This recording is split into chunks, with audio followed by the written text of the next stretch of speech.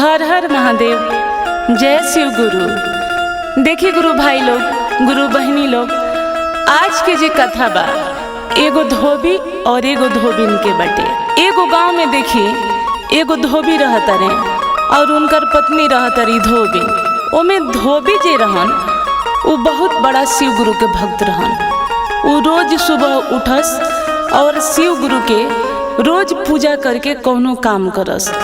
आ धोबिन जे रहली वो पूजा पाठ से उनका कौनो मतलब ना रहे। जब धोबी पूजा करस, गुरु के चर्चा करस, नमन करस, तब धोबी ने देखस, लेकिन देखत देखत अनसास उनका वो बढ़िया ना लगे कि चर्चा करेलन, रोज टाइम पास करेलन।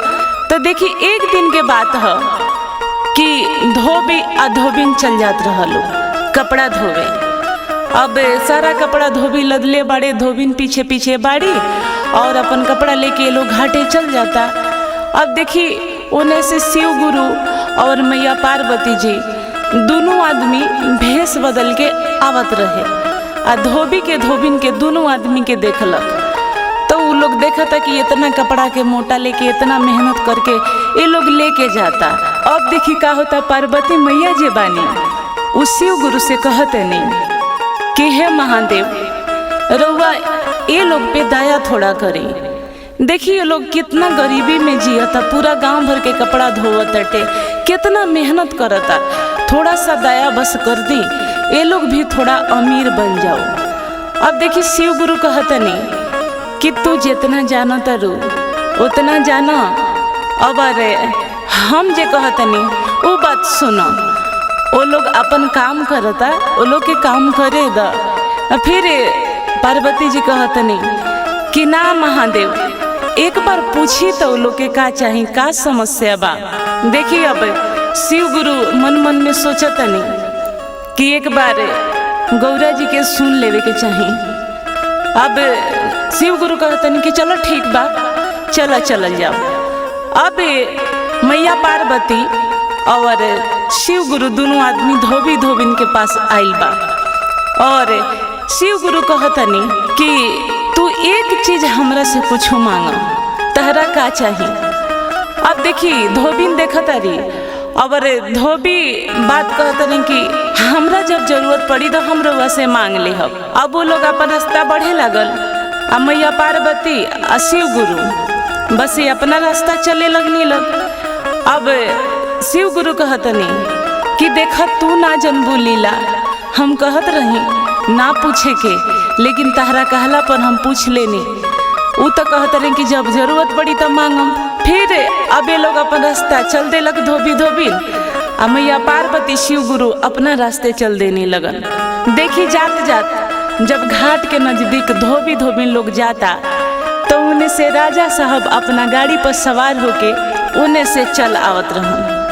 अब देखी ओमे धोबिन जे रहली बड़ा सुंदर रहली और धोबी जे रहलन उ थोड़ा काला रहन, उ सुंदर ना रहलन, लेकिन धोबिन बहुत सुंदर रहली। अब देखी राजा के जब नजर धोबिन पर पड़ता तो मन मन राजा सोचत रहे कि बड़ा सुंदर औरत बाड़ी, ई हमरा महल के रानी बने लायक बाड़ी। देखी अब धोबी से उतर के बात करत रहे कि ये धोबी, ए जे बाड़ी धोबिन ई तहरा लायक नहीं, इनका के तू हमरा के सौंप द, हम इनका से शादी करके महल के रानी बनाई। अब धोबी कहता रहे कि देखी हमनी गरीब इज्जत ला मरे निसन, इनका से हमार शादी भइल बा, हमरा से इनकर शादी भइल बा, ई हमार पत्नी है, धर्म पत्नी है, इनका के कैसे रउआ के हम सौंप दी। अब देखी धोबी मना कर देना राजा साहब के, लेकिन अब राजा साहब धोबिन से बात करत रहे और कहल जाला कि औरत अबला जात। अब देखी राजा साहब धोबिन से बात करत रहे कि का कपड़ा धोत रू रोडे रोडे घाटे घाटे घूम के, चल हमरा से शादी कर ल, शादी करके हमरा राजमहल में चल, वहाँ चलबू तो रानी बना के रखब। हमरा घरे नौकर चाकर बा, हाथी घोड़ा बा, धन दौलत बा, सोना चांदी बा, और ई रास्ता में घाट में लुगा कपड़ा में का रखल बा। तू सब ये चीज छोड़ के और चला हमरा राजमहल में रहियो। अब देखी का होता कि धोबिन के माइंड घूमता, मन घूम जाता। धोबिन भी सोचा तारी कि ठीक है राजा साहब कहतनी, हम रोज कपड़ा धोइला, रोज इतना मेहनत करीला, ऐसे बढ़िया बाकी काहे ना राजा साहब से बियाह करके हम राजा के घरे के रानी बन जाए। अब देखिए उनका मन में आ गई लालच, अभी धोबी के छोड़े के तैयार।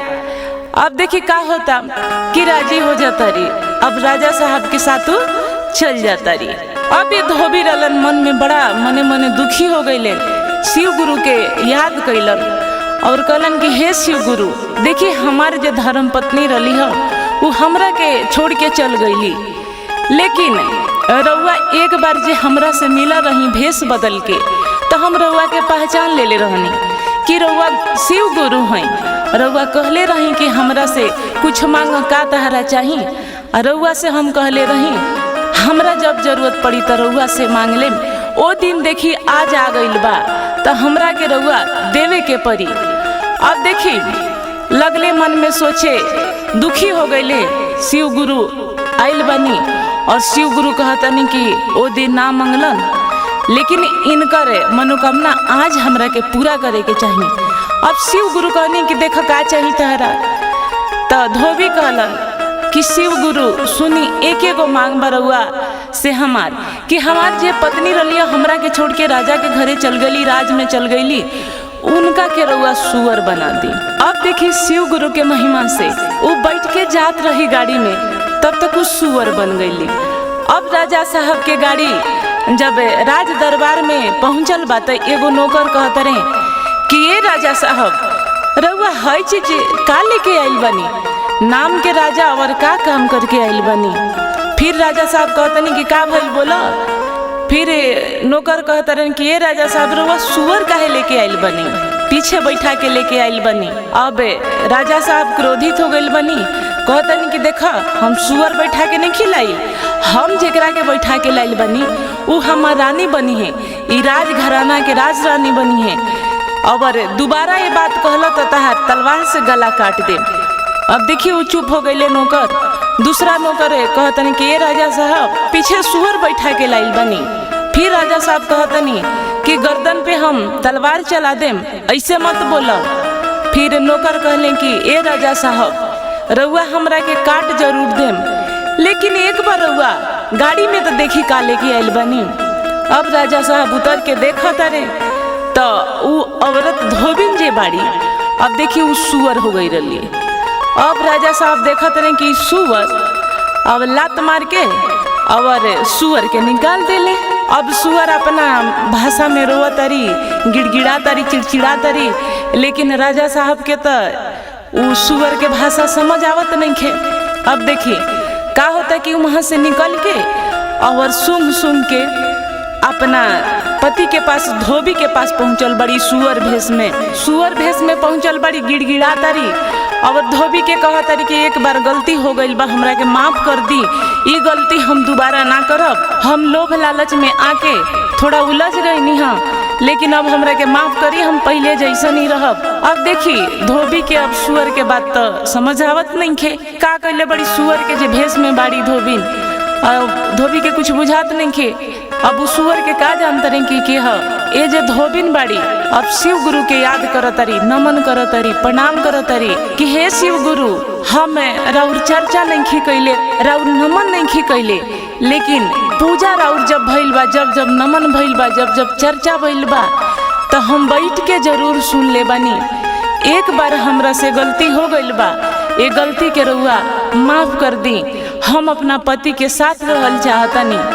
अब देखी गौरा जी फिर शिव गुरु के कहतनी कि ये महादेव एक गलती तो कोई माफ कर देला, अब गलती तो हो गई बाटे, ये गलती के रउआ क्षमा कर दी और उनका के फिर से आदमी के जोनी में ला दी कि वो अपना पति के साथ चल जास और अपन काम काज में लग जास।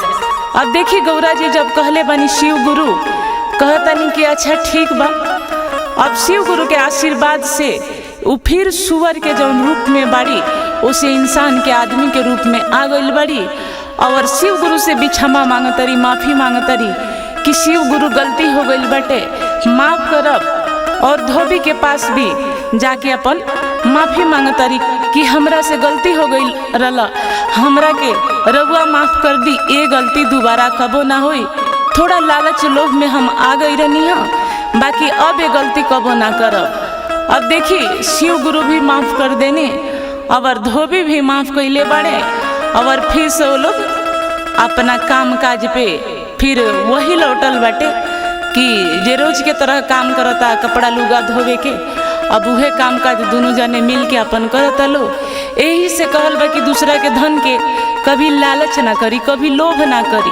यही चीज धोबिन कैले रही, लालच लोभ के चक्कर में ही राजा के साथे चल देली।